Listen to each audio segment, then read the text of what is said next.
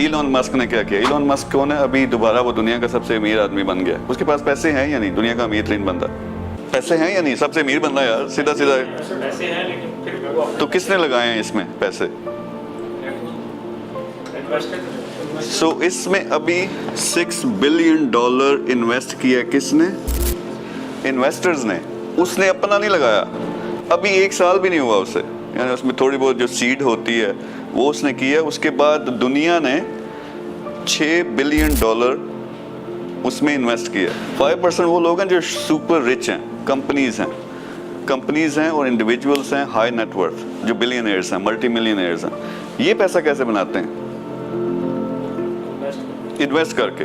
उनको पता है मीर पागल है, लगा हुआ है, मेहनत कर रहा है, इसके ये प्रोजेक्ट्स चल रहे हैं, तो मैं क्यों अपनी ज़िंदगी हराम करूं? इसी में लगाते हैं।